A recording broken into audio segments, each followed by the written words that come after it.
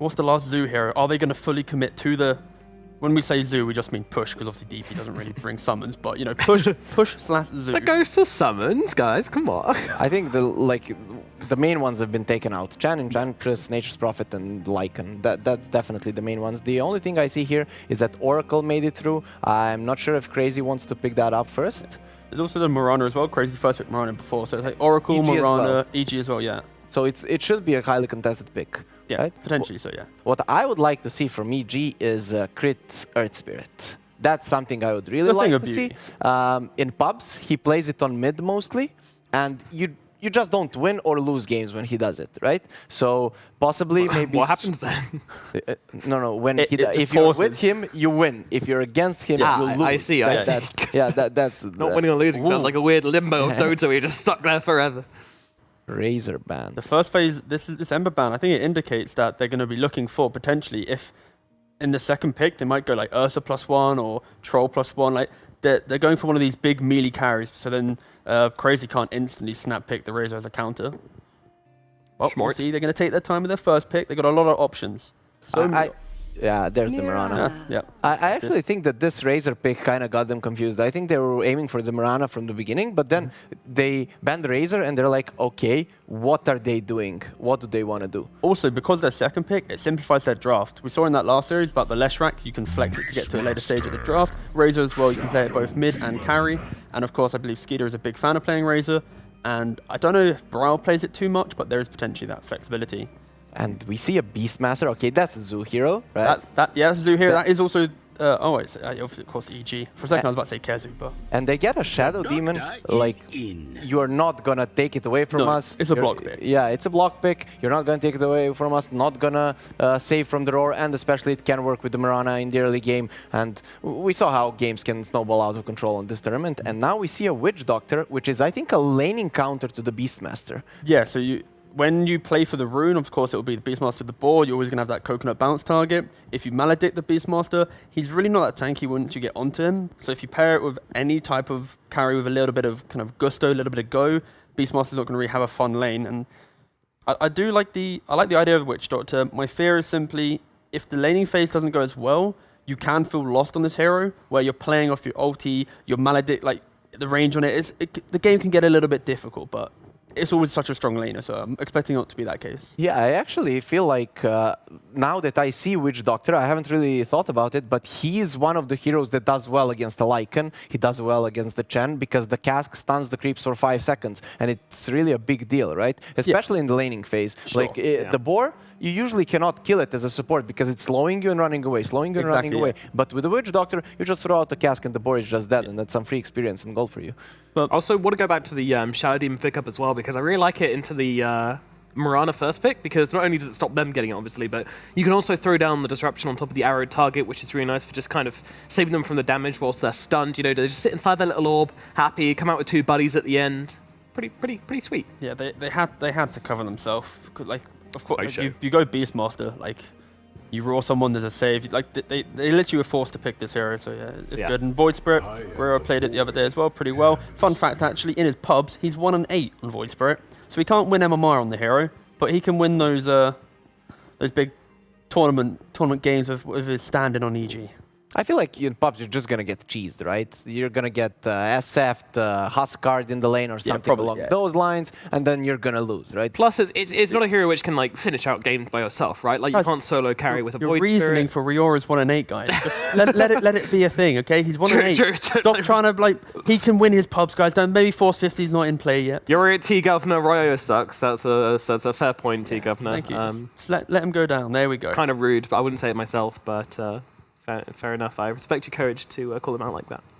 You know, maybe in the NA region, maybe people are not as aggressive, and then you lose the mid lane, and then you're kind of in trouble. Maybe that happens. I know in EU pubs, Void Spirit wins a lot, even though it loses the lane. So it kind of has to do as well how well you coordinate with your team. So since I haven't ever played pubs there, I really don't know how it looks like. So it might not be his fault. I've heard it's not that good compared to the great EU. Have you not heard all the discussion recently? There's been I don't know. Always been discussion, I suppose, on how bad NA pubs are. I don't know. I really never played. I really never played those. right? I've heard some people say that, but I really can't say for myself. So until I try it for myself, I can't really comment on it. The real question, where do they go with their draft right now? You've obviously got Mirana, Witchshot. I would expect them just to be the 4 and 5 picked up. So you need to decide right now, like, Kezu as an offlaner, okay, Underlord, sure. I was gonna say, normally you leave his hero a little bit later, just to get a bit, like, his hero pool isn't strong enough to be the first phase pick, because he plays, like, Phoenix, Beast, Furion, like, these heroes, and maybe obviously the Mars, but that's obviously normally banned out, so you kind of often are forced to let Kezu take a later point in the draft, and pick an Underlord here, I think you kind of ask yourself, maybe they're trying to bait out an Ursa pick, for example, because very much it looks like a pretty strong Ursa game. The question is, will EG go for it? And I think, yeah, kind of scary pick an Underlord like this.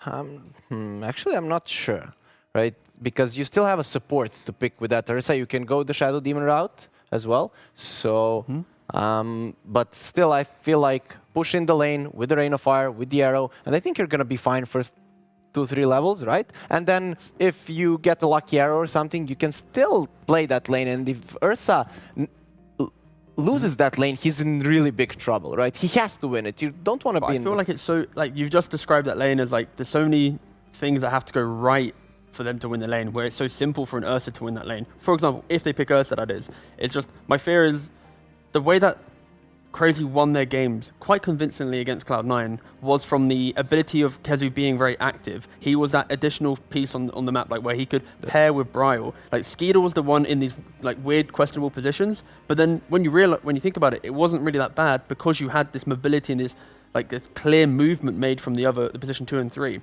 You put him on an Underlord, it's very clunky, and we've seen where you play these clunkier heroes that don't have this presence, Crazy don't look that strong. So I'm just worried that they're putting themselves in a position where if they don't have a strong laning phase, where it's very easily countable, they're not going to have that much of a game. Also, Yeah, I love how Beastmaster is completely blocking me here. but it's actually doing us a service. We like it too. I like the fact that the Underlord has the root as well, just to mess with the Void Spirit. That hero hates being rooted. He needs mobility and can't use 2 of his spells inside roots, which is pretty neat. Yeah, when you're talking about that matchup today, a droid gave us all a masterclass on drafting, right? Yeah, a few times, yeah. Sure. And they ran Underlord mid against the Void Spirit, and it completely destroyed the hero. So that's also something that we could be looking at, right? Yeah, for sure. I really like the Shaman pick, actually. Simply for the idea that you don't want to pick, like, you don't want to instantly pick your carry as a response to the Underlord. You pick a support, and then you get to see the entire lineup of Crazy, and then you respond with the best hero for RTG to play the game. The PL pick, pretty strong. The question, like, there's Void Spirit in the game, so that's already going to be pretty annoying, but PL loves playing against this Beast, Shadow Demon, Shaman. It's pretty much a free PL game. Not right really now. against Shadow Demon, though. Of course, you can disrupt him and do the illusion, but overall, the game is so simple. When you have Manta Diffusal, when you run on them, you have to know which one's the right one. It's still a very That's why, and now I understand the Underlord's pick. You are going to disrupt the PL, but we have an Underlord, and he doesn't really care about those illusions. He's going to clear them up really fast. He doesn't take much damage from them. So actually, this pick makes sense as a setup to the PL against the Shadow Demon. It could actually be why they actually decided to pick it up. Maybe. I'm seeing it more as like they were trying to bait out a quick snap carry response. So, like, do you know when I latched onto the Ursa? Carry, what? No, Mad. Calm down, son. Damn it. It was the instant One snap day that pick. items will be mine, but maybe not this tournament. Not this tournament. But no, it's the instant snap pick of a carry against the Underlord, and then you can respond, like I said, like with the PL, right? It's like a boss core after, but EG didn't fall for that. Kept their draft quite open, but now they have to answer with a PL. There's going to be some active Brow hero, for example. It could be, I think maybe like a Kunkka could be really strong for them because they need some type of control to finish out their draft. You could say, oh, Shadow Fiend, but then they have literally no stuns. It's also a deny pick as well from EG, right? But I'd ban the Troll, and they can go for a Kunkka, and then it's really hard for, okay, they ban the Spectre. Yep. It's really hard to kind of counter this PL. Yeah, they want to get rid of that Radiance carrier, it feels like. Like, they have a little bit of wave clear in the Void Spirit, in the Shaman, but when you get to the late game, that magic damage is not going to be enough. So they clear out the Spectre. So what's the last hero for EG? You could go Gyro on EG. I think Gyro's pretty strong, pretty good in Yeah, lane. really nice with Set the, tempo two setter, heroes, you yeah. go high ground with the Shaman. Oh, like, you don't really care about the lack of building damage Gyro does in the early game. There's the Kunkka that we expected from Crazy. Yep. Please, EG, if you go for the Gyro, so I go 2 for 2, that would be great. But no, I'm actually a big fan of Gyro. I think it's really solid. You go for early BKB, you play off the Beastmaster, the Shaman for your push. I mean, Evil Geniuses are in such a good place right now because they've got everything covered with the heroes they've picked up so far. They've got damage, they've got push, they've got lockdown. The only thing they really don't have is like kind of, well, I mean, they even have Roche taking with the Beastmaster. Like Beastmaster just helps you out so much in your draft. You could just chill. Alchemist, And okay. yeah, okay. So they got all this stuff which covers every other base, and they're just like, we'll go out. Why not? We got this extra slot available free, kind of feeling like there's nothing we need to cover with this pick. So that's when you grab that Alchemist, and it looks really good. Yeah, I guess my main concern is the fact that for Crazy that is, you have these clunkier heroes, and when you think about Alchemist, normally it's punished because you have that rotation. We saw the SD Mirana game against Alchemist. It was so easy to take over the jungle. Underlord, it's going to be static in lane. PL, it wants to sit in lane. You're going to have to play off of your Witch Doctor, your Mirana and Kunkka. These 3 heroes are going to have to pretty much try and take over this jungle by themselves. They don't really have any tower pressure early on. You want to take early tier 1s against an Alk draft to own the jungle. They can't really do that.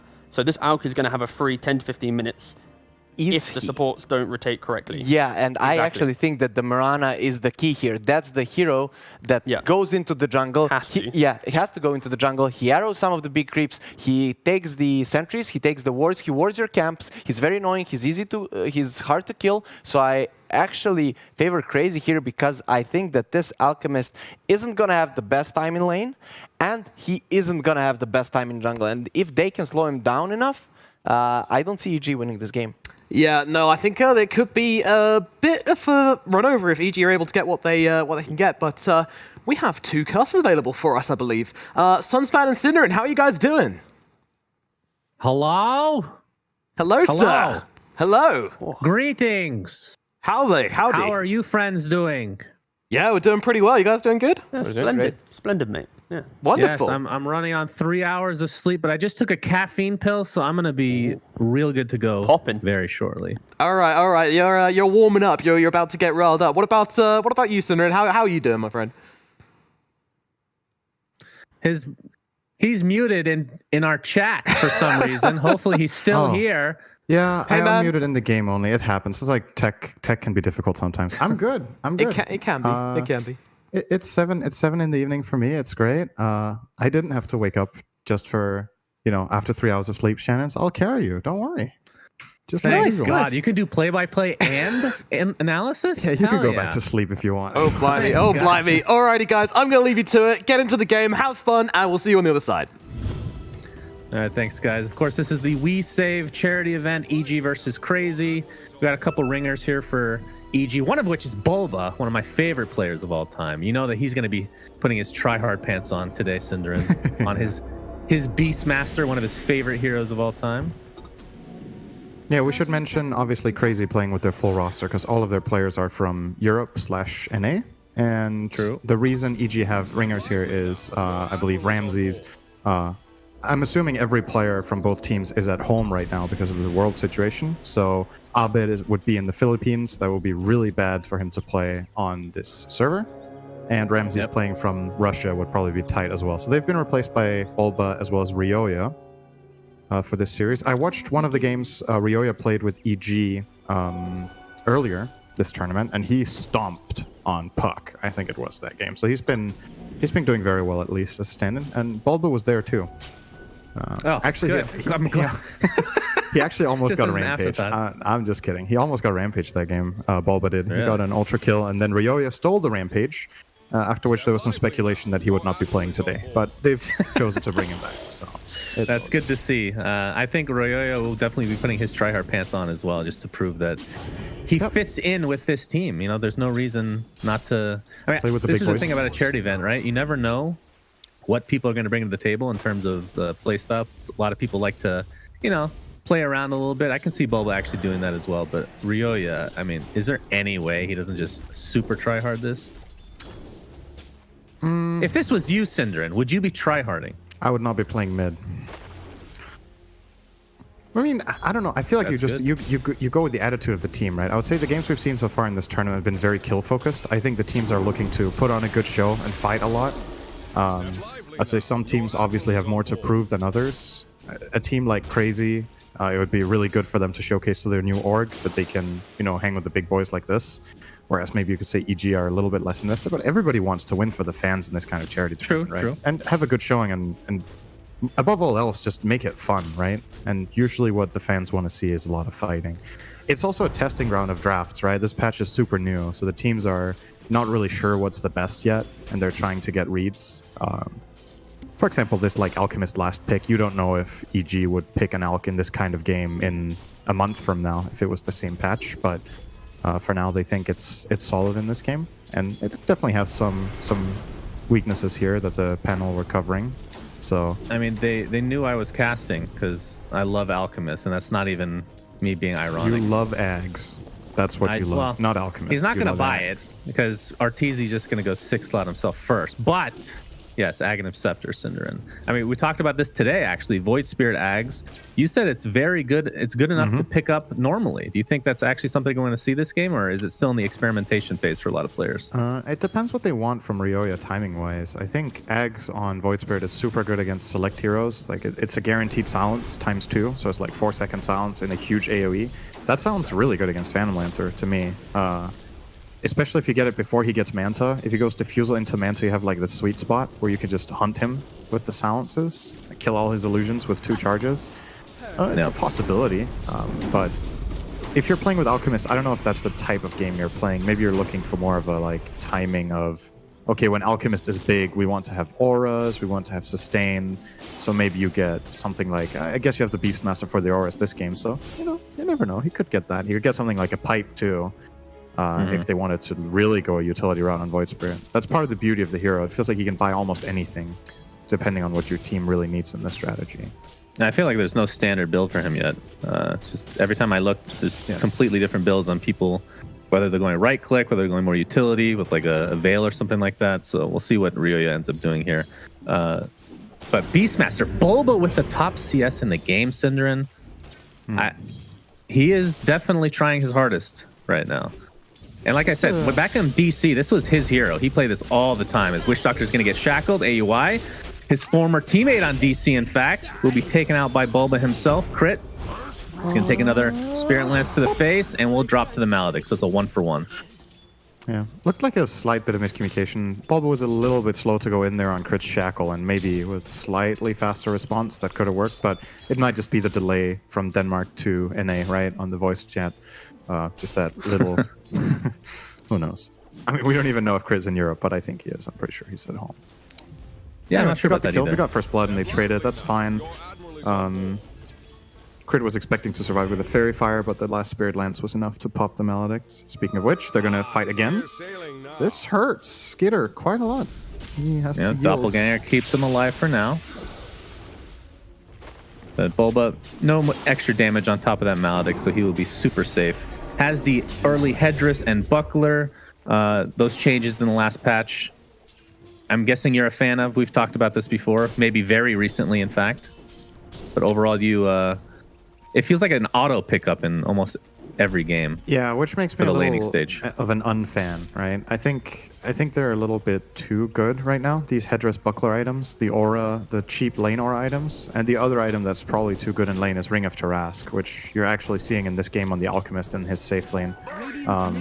I've even seen people buy it first item with their 600 starting gold, going to lane with a Ring of Tarask and nothing else to start off their laning. I think Matumba did that on Terrorblade yesterday. AUI is going to take a tumble, indeed. Yeah, I don't know, man. Historically, this Witch Doctor pick has been good against Beastmaster. I just think the Beastmaster players in the game has changed. Like, people play better with the boars. The positioning relative to your hero, the angles, and it honestly doesn't matter if you're good against the boars if you're the one getting jumped, right? If he gets shackled on Witch Doctor, there's 2 boars just murdering him. And even if they cast the boars, the other question is, can you kill them, right? Like, PL doesn't really kill the boars very easily. And you have these auras backing them up. So far, this Witch Doctor has not been doing too hot. But Skitter's farm isn't terrible either, by any means. He has 30 CS. It's solid. How long ago did Kezu join this team? This was like only a couple weeks ago, right? When yeah, I Envy think so. ended up going 2 or 3 to weeks. Cloud9. Okay. Yeah, it was both Kezu and he's- Skitter, right? They replaced Envy and Snaking, Yeah. I believe. Yeah.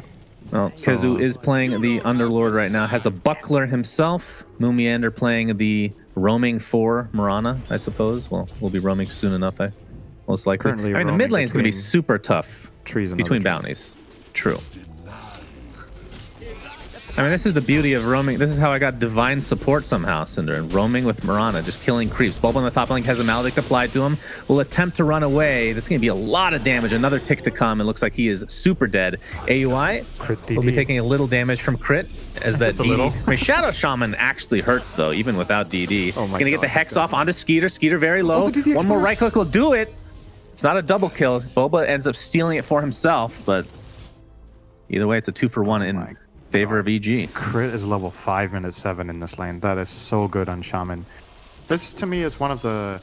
It's a very polarizing, I like to call it, support, in the sense that he has some situations, like some lane matchups where he's insanely good and others where he's terrible. And it matters so much on this hero, more than almost any other support, that you get gold. I think this hero without items becomes a huge liability. You just get caught by anything and that, oh my god, he missed the Maledict. Top crit might actually live because of that.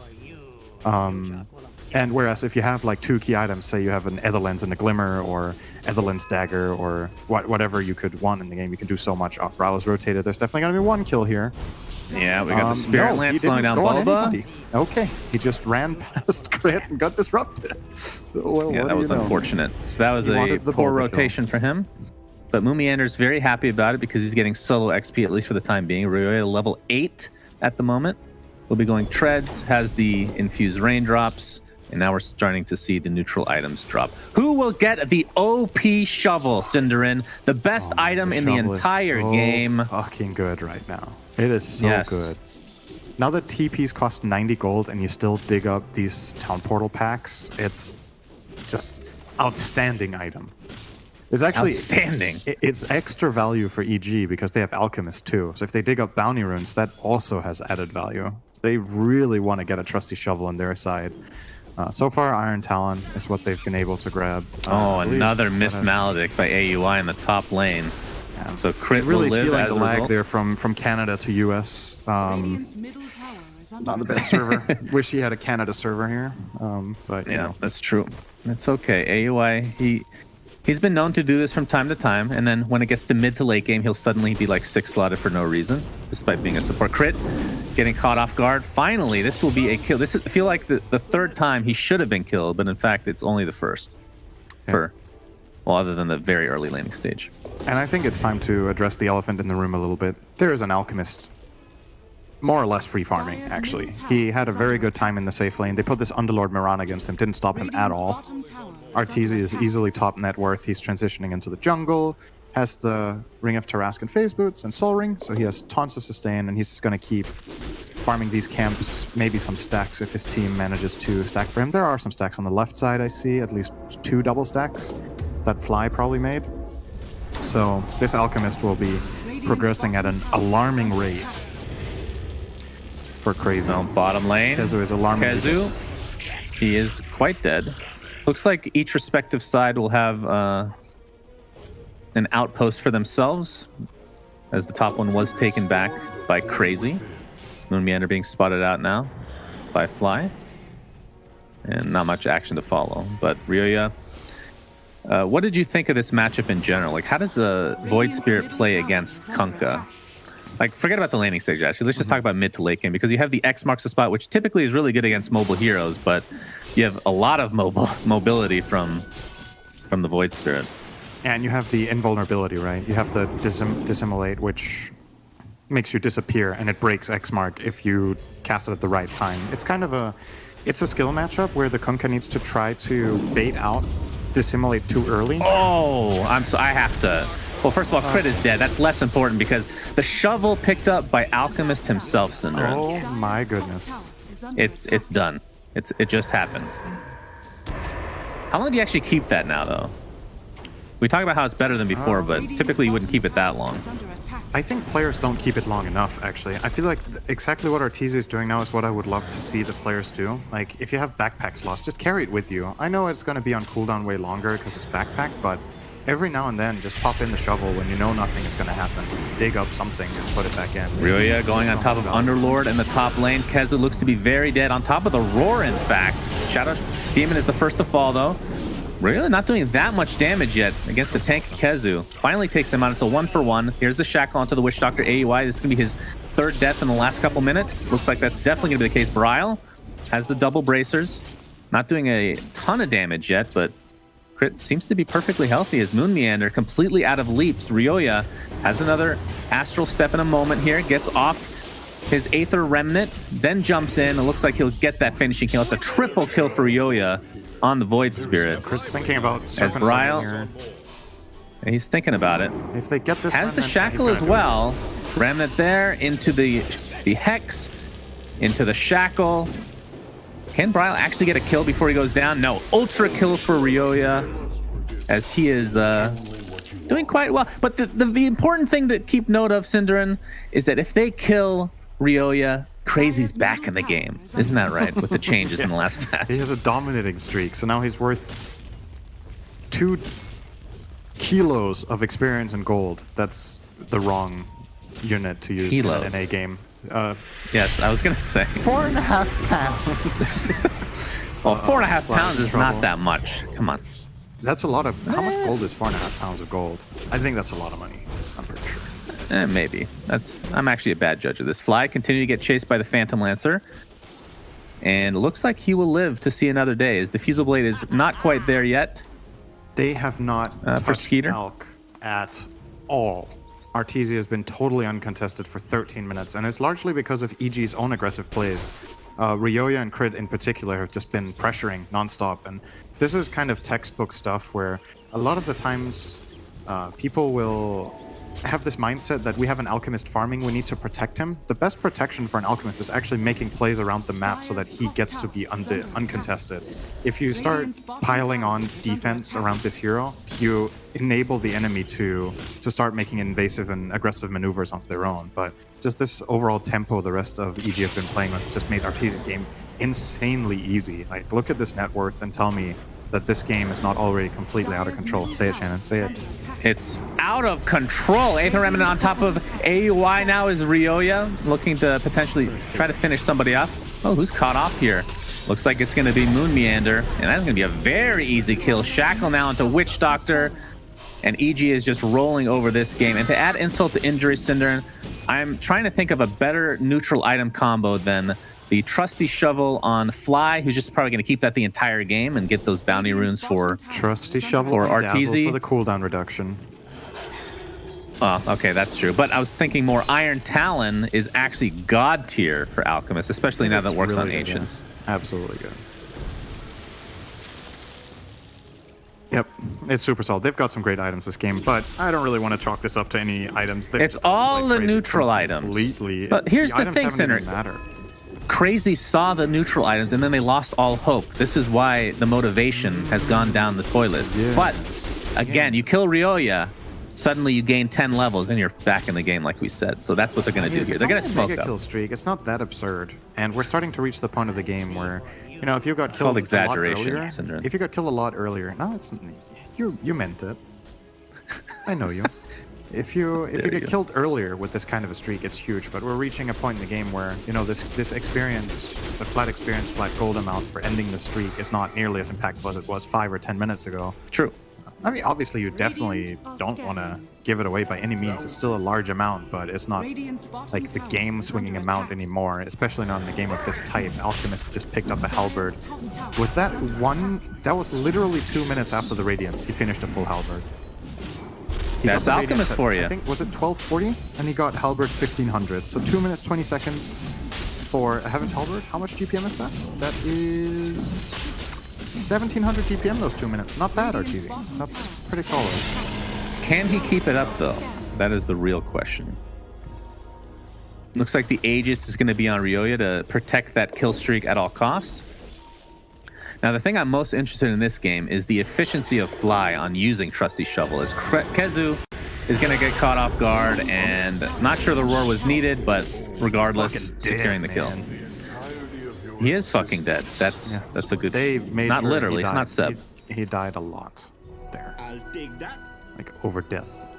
Just to show the farm discrepancy here, Bryle, who is in the mid lane, has a Sange. Obviously going for the halberd, but not even remotely close to finishing off that talisman. If you want to talk like timing and like more macro strategy in this game, Crazy completely missed their moment of opportunity where they essentially had a game that was, you know, they had play potential, but when you're playing against Beastmaster, you need to play very wisely around smokes and wave push, so you need to shove out the mid lane, and you need your Kunkka to make a rotation that's successful. The top one failed because he got greedy and wanted to get Beastmaster, but more importantly, I think you had to open up the mid area way earlier. You needed to make a team movement that succeeded to compete with this Alchemist as... Oh, Prowl's going to die here, more than likely. Yeah. Well, he gets the boat off, which is going to help his teammates, if nothing else, and actually stun the Alchemist. Arteezy, no Aegis. This could be a really big kill if they can finish him off, but it looks like that is not going to be the case, as reinforcements have arrived in the form of Ryoya, with still that Aegis intact, along with the Yules. Skeeter, no Doppelganger for 2 seconds. It's going to be close, but will tick down to the Radiance, as the rest of Crazy are now on the run. Unstable Concoction gonna end up stunning himself, as the Yules on top of Moon Meander. Looks like they'll be able to at least secure that. Dark Rift was used to the effect of taking out Witch Doctor and Underlord back to base. So they are very safe and sound, shivering in their base. And all EG has to do as a team right now is they already got the Roshan. That was the first major objective they should get with their advantage. Now you go tower to tower to tower. Maybe you get one utility item to make your Alchemist even more invincible, like Beastmaster could get a Solar Crest. Looks like he's eyeing up a pipe. That's also completely fine. Tons of mitigation against Firestorm, against the Witch Doctor Maledict, against some Kunkka stuff.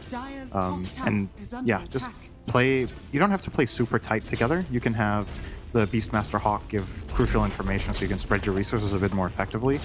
But you just need to not start hemorrhaging kills and somehow letting Crazy back into the game, because they cannot really mathematically come back without finding key kills. You're not coming back on some timing or some, like... Is this a key enough kill for you? Bulba it helps. It's getting boated, and Witch Doctor ulted. He's dead. He just died. It's Aegis is gone now. Not, oh, never mind. Ooh. It's not a big kill, right? You're not finding this Alchemist. You're not finding the Void Spirit with the 7-kill streak that would definitely be helpful right now.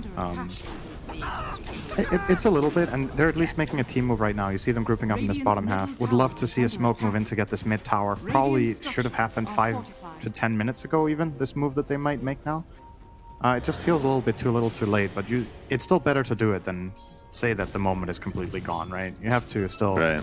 try to play for your highest win percentage, which is definitely going for this mid tower and this bottom tier 2, opening up a little bit more space as Bulba is looking for his own move here. There's nobody nearby though for Crazy, and they're more than likely just conceding. He's making his move on those creeps. He's beating the shit out of them. Holy God, this Beastmaster is actually destroying this entire wave by himself, Cinderin. I've never seen such great play from Bulba in my entire life. Is this going to go to high ground now? Kezu is going to see the Serpent Wards are placed. Bulba, rooted, will be coconutted as well. Looks like the tier 2 tower will be taken out by Skeeter, though. They're actually choosing to split their resources here. They're dropping the Serpents top while Arteezy is hitting mid, so forcing essentially AUI here to go and deal with this top wave while the mid tower is taking down. Arrow on Ryoya. Arrow onto... He does. I'm not sure how much longer that's going to be there. Alchemist getting stunned now. Rooted is the Void Spirit. They really want this kill, but again, so much mobility, difficult to take out. As the bottom lane was contested, that's a fortification from EG, forced by Skeeter. Yeah, he's trying to make them come back, but they don't seem like they are giving into his pressure just yet. Just using a glyph seemed to be enough of a deterrent to stop him. A little bit surprising that Outpost was actually split, Cinderin. That's very surprising, considering how much control EG has right now. Well, Crazy did have this bottom area under control for a while, right? They made this 4-man rotation down there, actually 5-man, getting the bottom tier 2 and starting to shove into the base as well. So I think it's pretty natural, but you look at the gold and you would imagine perhaps EG could have had both, but honestly, sometimes it's just not worth it. Like, half a year ago, I don't even know when did these get introduced. It would have been a crime to not try to get both outposts because it was like a ridiculous amount. But after a couple of nerfs, maintaining overall map control and getting bigger objectives like base towers or just having better vision will usually be more valuable than getting the second outpost, as long as you have at least one for yourself, right? It's only a draw. And for EG, a draw is more than enough right now. Ooh, Ryoya. He's going to use himself. Or was that a use from somebody else, maybe? That's a double root as a result of that. That's all right. Yeah, very big kill. 800 pesos for Skitter. Pesos. That I don't know about the conversion rate on that right now, but looks like Arteezy is going to get torrented. We have a roar buyback onto Ryoya. He's going to be back in the fray very shortly. Boba completely out of mana as Arteezy going into the fray. Looks like the torrent is going to connect along with the boat, but Crit will live to see another day. But Dark Rift just in time as Ryoya comes to no avail. All they get is a Witch Doctor for that buyback. Yeah, I think if Ryoya doesn't buy back, though, Crazy take the fight, right? So you kind of have to do it to get a numbers advantage. Or maybe you didn't. You have a ridiculously farmed Alec, but it's just a really good safety measure. And now we get this natural transition where they're 5 heroes together in mid going into the base. Good damage. Arrow. Was it used already? Okay. Arteezy has a heart, by the way, and AC. Yeah, the assault picked up in the last fight, being used to full effect to try to take out these racks. Looks like the Shackle's going to be onto the Mirana, getting very low as Arteezy wants to finish off somebody, but it looks like Crit will be the first to fall. Skeeter taking a ton of damage, gets off the Doppelganger. Looks like he will barely live thanks to the hood that he picked up not too long ago. AUI gets crushed by Ryoya and Arteezy as the fortification is in place for Crazy, but it looks like this is going to be minimum 1 racks. See if they can go for another. I mean, this is a 14k lead for EG, but of course it is an Alchemist game, so quite inflated, but it does feel like an actual 15k lead, if that makes any sense. That makes sense. Or at least close to it. It's one of those Alchemist games where the net worth is a bit more, how to say, bottom tower is under attack. representative of the power level, just because he's playing against a PL. It's a hero he inherently is a good counter pick to as a core. So sometimes you pick an Alchemist because he's uncountered and you're just like, this hero will be amazing. And then eventually late game, there's like some sort of 4 or 5 slotted Morphling that just beats you down. But PL isn't really that hero until, I don't even know if it's possible anymore to reach a point with PL where you just flat out destroy Alchemists compared to a lot of other carries. You're an illusion-based carry that needs to, you know, do a lot of hits into a guy with 40 armor. You don't have any of that magic burst. You don't have any of that huge single target damage with, say, a double damage rune or whatever, which Arteezy himself has now, actually. He sure does. Serpent wards are placed, and even if they fight this now, the Rax is going to be gone. There's nothing they can do. So might as well hold off. They know they can't get megas. I mean, there's still a tier 1 bot. So EG will more than likely back off. All right, arrow lands. Very cool. Oh, they just want this range Rax. So not bad. Very important. I mean, he's 5 slotted right now. We'll be going towards the BKB, which he'll have by the time they go for this push bottom, you would imagine. And I believe, yeah, Roshan is now up with the cheese. So they can also go for that if they want. So Ryoya with the Yules and the Crystallis, which... He should have another item coming out. Is that his 4 stuff? I think he was going for... oh, they have 2 4 stuffs coming out. What was he going for? I think he's... Well, we'll find out very shortly. He's struggling with this Underlord with the Clumsy Net, the Pit of Malice into Net into Pit of Malice combo. So he's going to buy 4 staff just so he can reposition himself out of that mess and get off his Dissimulate. It's a pretty nice solution here. BKB would have been another option, more expensive.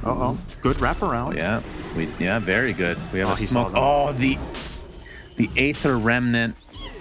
Very nicely done. Ends up getting the stun, showing everything off as Ryoya jumps in, jumps back out. Arteezy is here to play. Looks like AUI is going to get completely crushed before the fight even begins. It looks like the trade will be Shadow Shaman, or Shadow Demon, I should say, as the buyback comes into fray for the Shadow Demon is Bryle. Now on the run, taking heavy Radiance damage. Pretty tanky overall, especially with that boat buff. The Yules is there, though, and it looks like he will be going into the grave as well, as this Roshan looks to be a freebie for EG. It's a 2-for-1. They're going to continue to chase the Ryoya on top of Skeeter. It's about at half HP. A little bit of a difficult kill right now, especially with Ryoya only having, I believe, 1 charge right now. Actually, 0. 8 seconds for his next ult. I think the chase ends here as the mana drain is just filthy. Oh, well, Moomiander But presented. they're gonna find. Yeah, nice. Moomiander just walked in. Is like, hey, kill me, which they will. Oh, okay, never mind. Ryoya, slight mistake. Is under attack. Excellent bait from Moomiander. Wasted their time. I mocked him, and then he mocked me in turn. Touche, my friend, Moomianders. Roshan is gonna be taken out with Bulba and Crit, trying their best. They're trying really hard to take this up. All Crazy got was a dieback from Fly, which, I mean, it's nice that they got the same hero twice, but that's not the one they were hoping for. They don't get any map control, any meaningful anyway. They got a couple of wards out here. Actually, they're both old, so never mind that. They don't even get new vision placed. They lose the Roche. They don't force any big buybacks or any key cooldowns that they can now take advantage of. That's something that this Radiant lineup has got going for it, is sometimes if you're playing, let's say, an Alchemist draft, and one of the other cores has a big cooldown that you really want to be able to fight, then you can take advantage of that being on cooldown and maybe fight into this gold deficit you have. But in this case, what can you really hope for being on cooldown? Servant wards? They're not even integral to EG's lineup in terms of fighting, just how they take towers, right? Everything else is online almost all the time. One of the biggest strengths of Void Spirit as well is those low cooldowns on his entire kit. So you can't really Ryoya. have to try something here, but They're gonna see him, but of course he has Aegis, so he doesn't really care. As Arteezy jumps in and Kezu, he looks so squishy somehow. Buys back into the game. And Ryoya and company focusing on Skeeter with all these illusions. They have a decent team against them, honestly. But Bryle coming in as well. Here comes the boat. It's going to hit onto one hero, and that is Bulba. oh, good cast. Bulba just took a solo shark to the face. As now the pressure is being applied by Arteezy onto Moomiander. But it looks like Shadow Demon is going to be the first to fall. Ryoya on the top of Bryle. Crit still has Serpent Wards. Not sure if he wants to use them. Gets Force Staff onto the low ground, but will be taken out by Skeeter. It's a double kill for him. Arteezy with a concoction onto Kezu. Can they get this dieback kill is the real question. Gonna get slowed perpetually. There's the bash from the newly picked up basher onto Arteezy. So that is a dieback for Kezu. 3 for 2, but really it's a 4 for 2 after that. Dire's middle tower And now is under Crimson attack. Guard on Bulba, which obviously is quite good against the illusions of the PL. I mean, I think in general their team is pretty good against PL, especially with the build that Ryoya went with this crit. Of course, he has to get the Force Staff, like you mentioned, because of the Underlord. You don't want to use yourself back into another route, which we've seen. Yeah. I think most of the time against Phantom Lancer in a game like this, if you have one hard counter and the correct itemization, you can usually, you know, at least weather the storm. You can deal with it until PL is like 4 or 5 slotted. Just with 1 or 2 aura items and a good hero like Alchemist, PL needs way more time and another 1 or 2 items. He needs a Butterfly plus maybe this Abyssal, and then he's a threat. The boat is coming, but Ryoya will be perfectly fine. Again, Bulba taking the solo boat for his team. What a good, clean boy he is. Looks like Arteezy did take out Moomiander. Bulba, with that Crimson Guard, is living to see another day. And now Skeeter's on the run. Ryoya, not going to be able to get the stun off because of the illusions. As Crit still has Serpent Ward from the last fight. Will not... Oh, he forced to safety. Roar onto Skeeter. Somehow he found the mana as a triple kill for Arteezy, basically diving the fountain. And now Phantom Lancer, left to his own devices, will drop. And now Kezu alone in base, as they're going to call it GG. EG with the game 1 victory in this best of 5.